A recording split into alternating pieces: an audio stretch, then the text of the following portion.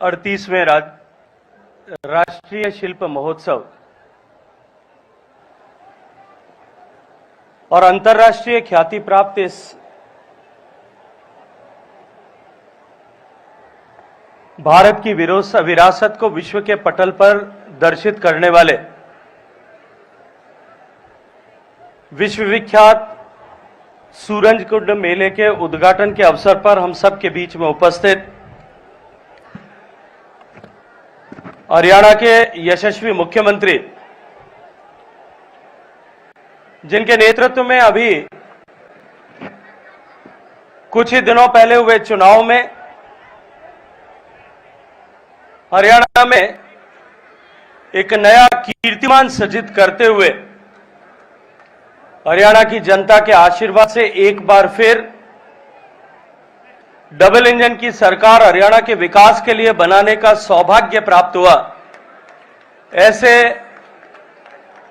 माननीय श्री नायब सिंह सैनी जी, मंच पर उपस्थित, जिनके परिश्रम, जिनके पुरुषार्थ, जिनके सतत इस सूरजकुंड मेले को सफल बनाने और इस बार के आयोजन को एक नई ऊंचाई प्रदान करने के लिए निरंतर परिश्रम करने वाले हरियाणा सरकार के विरासत एवं पर्यटन मंत्री मेरे मित्र श्री अरविंद शर्मा जी, मंच पर उपस्थित, आज इस कार्यक्रम में उपस्थित हरियाणा सरकार के सम्मानीय मंत्री आदरणीय श्री विपुल गोयल जी, श्री राजेश नागर जी, आदरणीय श्री कृष्ण बेदी जी, खेल मंत्री और असीम ऊर्जा के धनी श्री गौरव गौतम जी, कार्यक्रम में उपस्थित संसद में हमारी साथी आदरणीय बहन सुनीता दुग्गल जी, सम्मानित विधायक और जनप्रतिनिधिगण, भारतीय जनता पार्टी के सम्मानित जिलाध्यक्ष और अन्य दायित्ववान कार्यकर्ता बंधु बहनें, इस कार्यक्रम में उपस्थित आए इस सूरजकुंड मेले के इस साल के सहभागी बंगाल की हमारी साझी विरासत के देशों का प्रतिनिधि संगठन the representatives of BIMSTEC countries, Your Excellencies, Ambassadors and High Commissioners of Armenia, Kyrgyzstan, Mozambique, Myanmar, Seychelles and Uganda, Bharat सरकार की डीजी टूरिज्म आदरणीय Mugdha Sinha ji, principal secretary tourism Haryana आदरणीय कला रामचंद्रन जी, कार्यक्रम में उपस्थित सभी पार्टनर स्टेट्स के रिप्रेजेंटेटिव्स, सरकारी अधिकारीगण, पत्रकार मित्रों, युवा साथियों, माननीय मुख्यमंत्री जी ने जैसा कहा कि आज के दिन भारत दो बड़ी ऐतिहासिक आयोजनों का और उन आयोजनों के माध्यम से विश्व का ध्यान अपनी ओर आकृष्ट करने का काम कर रहा है। एक तरफ पिछले हजारों साल से भारत को एकता के स्वरूप में बांधने और ऐसे हर एक उस व्यक्ति और इतिहासकार को जवाब देने जिन्होंने कहीं सोची समझी रणनीति के तहत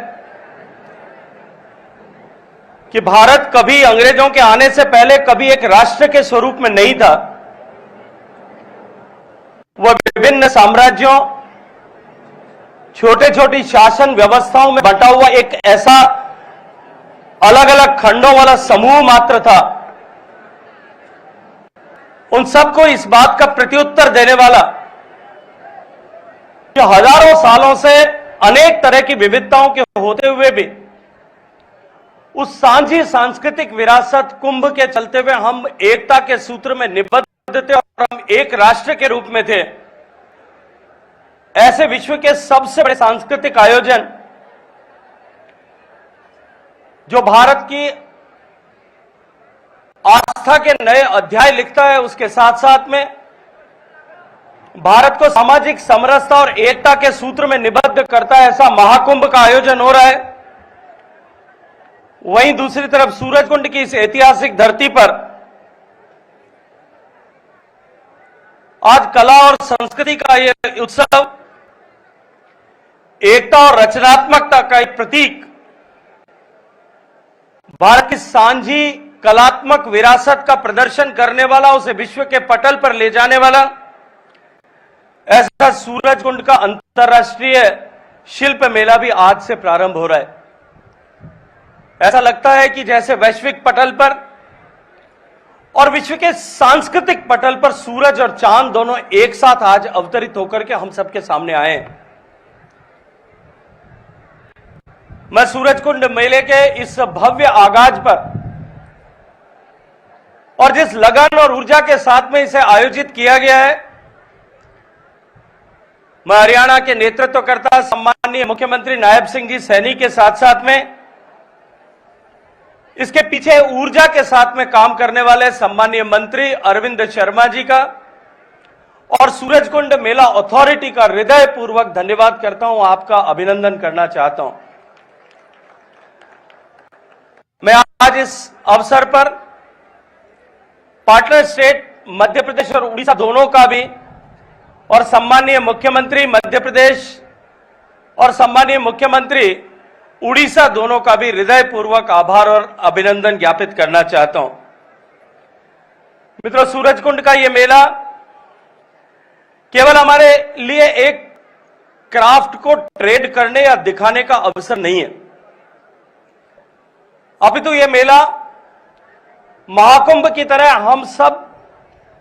शिल्पकारों और दस्तकारों की जो लंबी पुरातन परंपरा, जिसका उल्लेख सम्माननीय मुख्यमंत्री जी ने अपने अभिव्याख्यान में किया,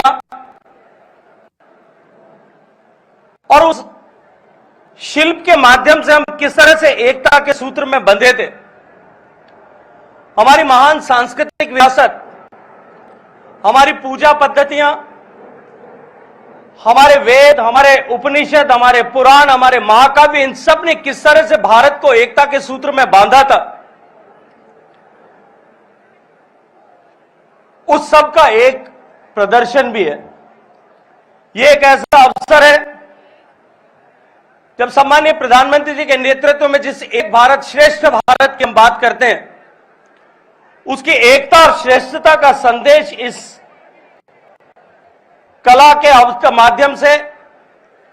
इस सूरजकुंड फेस्टिवल के माध्यम से अब विश्व के पटल पर एक बार फिर 38वीं बार दिखाने के लिए आज से इस यात्रा का प्रारंभ कर रहे हैं।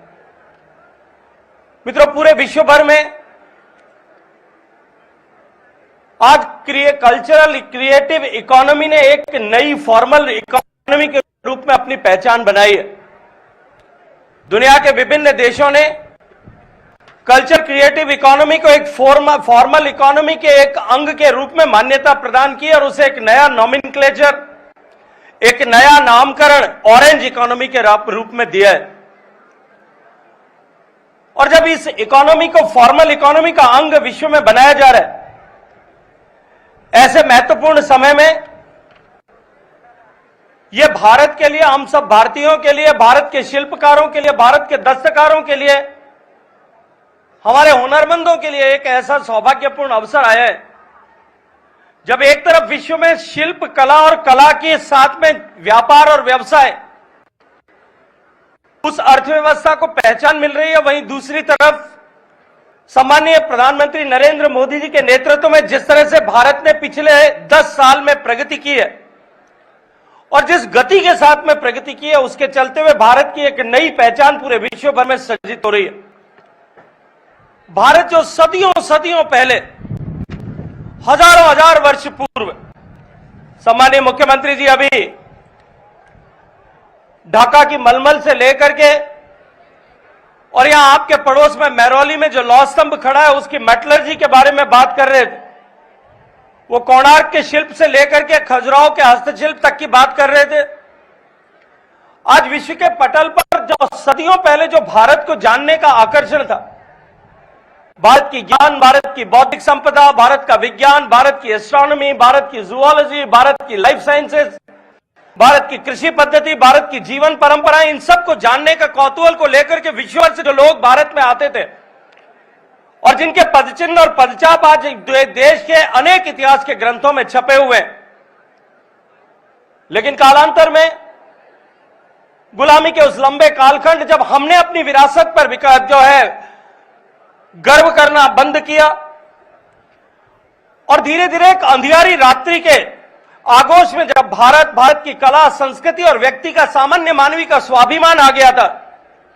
आज पिछले 10 साल में एक नए सूर्य का उदय हुआ है। भारत की नई पहचान विश्व भर में सजित हो रही है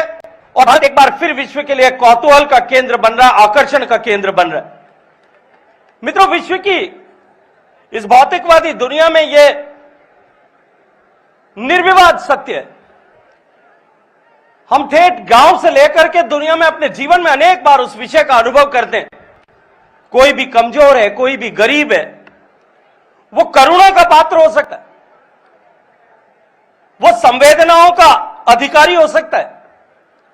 लेकिन उसकी किसी परंपरा, उसके किसी विषय पर कोई अपने साथ में रखने या संजोने में गर्व महसूस नहीं करता।